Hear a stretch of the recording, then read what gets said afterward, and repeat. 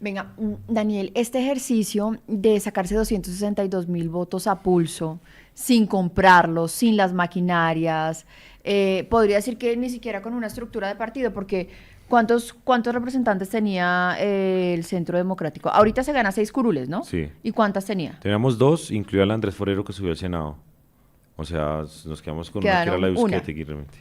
Sí, no, y sin estructura porque pues ninguno de mis colegas del Consejo de Bogotá me quiso ayudar, por ejemplo. Y yo fui compañero de todos.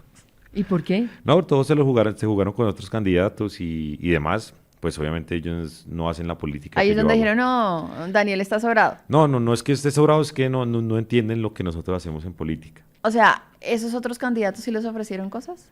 Sí, yo creo que sí, pero también tiene esa estructura de reunir gente en un salón, darles un refrigerio, echarles un discurso y después de eso levantar un listado y hacer. Nosotros no hacemos eso. Yo no hice reuniones en esta campaña, como en la campaña pasada tampoco hice ninguna reunión.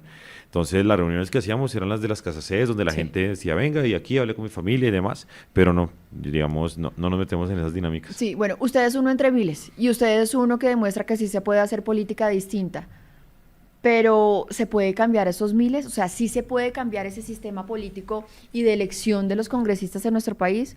¿O definitivamente ya está muy enquistado en Colombia el tema de la comprita de votos y hay gente realmente, incluso en municipios muy vulnerables, que prácticamente vive de eso porque tampoco tiene de qué más vivir? Mira, de a poquito este país va a ir cambiando en eso y el voto de opinión viene creciendo. Si te das cuenta, los fenómenos de cada 2 años y cada cuatro, elecciones territoriales y elecciones a Congreso, pues van creciendo y vamos creciendo. Y yo creo que el celular y las redes sociales van a hacer que esto vaya creciendo. Una candidatura como la mía, ¿qué hace y qué efecto genera? Pues que la calle se ponga más cara. Es decir, un voto de opinión como el mío en Bogotá hace que los que pagan voto, el voto sea mucho más caro. Pero entonces, ¿eso es mejor o es peor? No, es mucho mejor. Nosotros, por ejemplo, derrotamos a todas las maquinarias políticas de Colombia desde Bogotá, inclusive a todos los senadores de estructura, los grandes votados los derrotamos a Sí. todos. Y aquí en Bogotá se quemaron las grandes estructuras políticas, por Bueno, ejemplo. ahora yo quiero saber, más allá de el Daniel Briceño, que fue candidato, que ahora es representante de la Cámara, el que sabe analizar también muy bien el panorama político, ¿cuál es esa lectura que le da usted a las votaciones de ayer? Porque hay muchos que dicen, bueno, el Centro Democrático creció, pero hay otros que dicen, no creció al nivel que esperaba, porque de todas formas, el expresidente Uribe estaba en la casilla número 25 y hoy muchos se llenan la boca diciendo, es uno de los grandes quemados en estas elecciones porque no pasó. Ganó la derecha, ganó la izquierda, quedamos empatados, nada se ha decidido. No, yo creo que el país está en dos visiones y si hay algún perdedor aquí, realmente fue el centro político. Digamos, el Centro Democrático crece, Salvación Nacional entra en la esfera del Congreso de la República, pero realmente los que pierden muchísimo son el neoliberalismo y el Partido Verde. Yo creo que ellos son los grandes derrotados. No supieron conectar con la gente. Yo creo que el estarse moviendo de un lado para otro, de soy petrista, pero sí, pero no, y ahora le pego, y ahora me retiro, dependiendo como aumentaba la popularidad del presidente, ellos se iban bajando, se iban subiendo. Entonces yo creo que ellos son los grandes afectados. El Centro Democrático creció mucho, digamos, en Bogotá, que no es nuestra plaza histórica, porque Bogotá supuestamente era petrista, sacamos la votación más alta en la historia de todo el partido, casi 86.000 votos. La cosa más histórica ha sido como 480.000 votos en alguna ocasión. Entonces yo creo que todos crecen, tanto en el sector del pacto histórico como en el sector del Centro Democrático y Salvación Nacional. Aquí los ahogados realmente fueron los del centro político. El otro tema aquí también es Salvación Nacional, le quita Salvación Nacional, esas listas que uno entiende que son como de esa derecha también pura, no como por ejemplo el Partido Conservador, que hay una mezcla de todo hasta de petrismo, pero de esa derecha pura que es Salvación Nacional. Y creemos, le quitaron también mucho al Centro Democrático, porque uno Claro, dice, si se suman esos votos, a uno le puede dar hasta 7, 8 curules más. claro. Salvación Nacional nos quitó votos, claro que sí, pero metieron las curules. Está bien porque pues eso se suma al bloque. Entonces somos 17 más 4 de Salvación, ahí vamos 21. El problema sí estuvo en Creemos, porque los votos de Creemos sí se perdieron, porque no pasaban el umbral. Entonces ellos sí nos quitaron y además eso hubiese sido 2 o 3 curules más aquí en el Centro Democrático o en Salvación Nacional. Por lo menos de Salvación pasaron el umbral y eso se suma acá. Entonces yo Ahora, creo que, pues sí, nos quitaron un poco, pero está aquí. en todo caso, también hay que reconocer el pacto histórico que logró juntarse, que logró hacer una coalición, que lograron ir a unas primarias y respetar unas listas cerradas también, más allá de todas las polémicas que hay, y que hoy se montan en 25 curules. O sea, es que 25 curules es la cuarta parte del Congreso para un solo partido.